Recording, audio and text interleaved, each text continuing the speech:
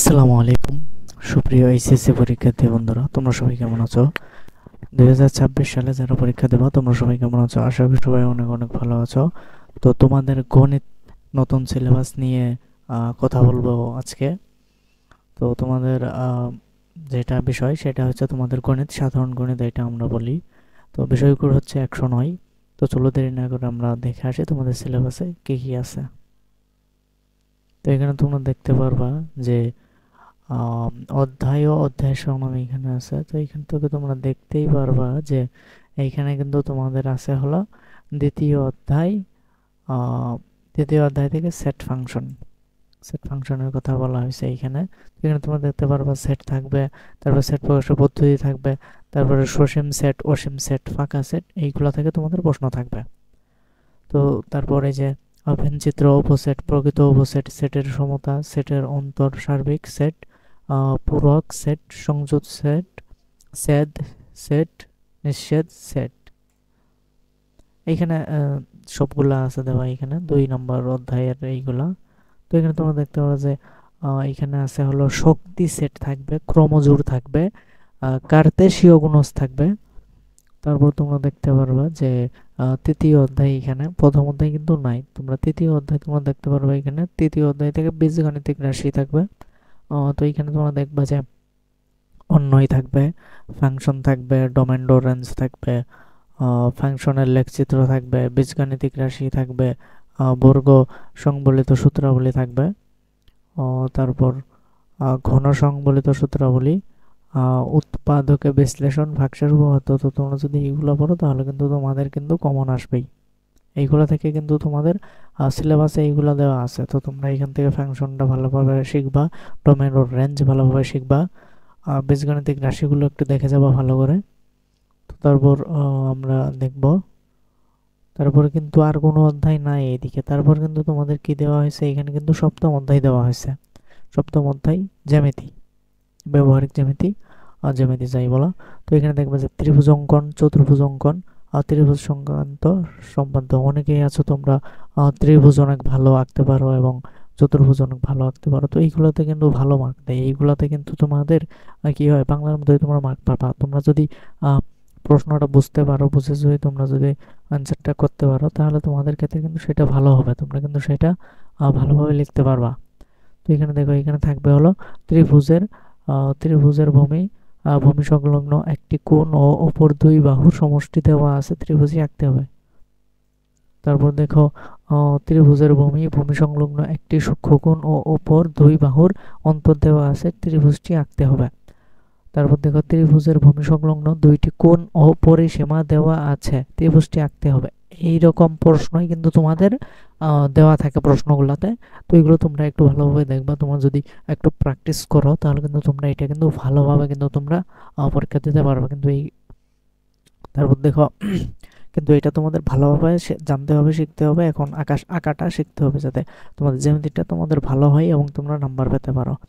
তো তারপর দেখো চতুর্ভুজ সংক্রান্ত সম্পাদ্য যদি আমরা দেখি এখানে, তো এখানে দেখবা সামান্তরিকের দুইটি কর্ণ ও তাদের অন্তর্ভুক্ত কোণ দেওয়া আছে, সামান্তরিকটি আঁকতে হবে। তারপর দেখো সামান্তরিকের দুইটি কর্ণ ও একটি বাহু দেওয়া আছে, সামান্তরিকটি আঁকতে হবে। তো তারপর দেখো এখানে বৃত্ত, বৃত্তচাপ, কেন্দ্রস্থ কোণ, বৃত্তরহ কোণ, বৃত্তে অন্তর্লিখিত চতুর্ভুজ, বৃত্তের ছেদক ও স্পর্শক, এইগুলো কিন্তু তোমাদের থাকবে হলো অষ্টম অধ্যায় থেকে, বৃত্ত থেকে থাকবে এইগুলো, অষ্টম অধ্যায় বৃত্ত থেকে।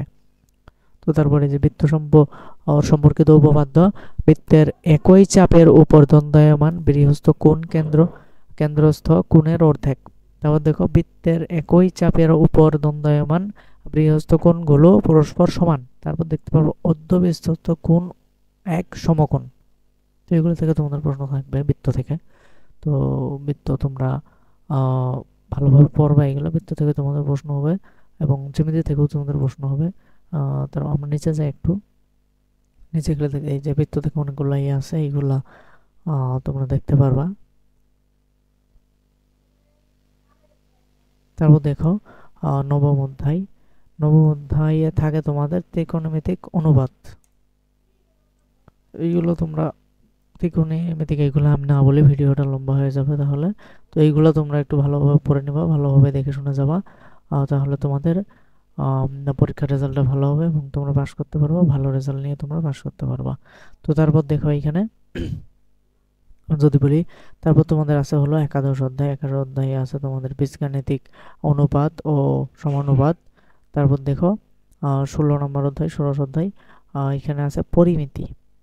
পরিমিতি তারপর এইখানে আমরা যদি দেখি যে দশ অধ্যায়, 17 অধ্যায়ে পরিসংখ্যান। পরিসংখ্যান কিন্তু অনেক সহজ, যারা বুঝবা তারা কিন্তু পরিসংখ্যানটা আসলেও ভালোভাবে দিবা। পরিসংখ্যানে কিন্তু তোমাদের নাম্বারটা ভালো নাম্বার পাওয়া যায়।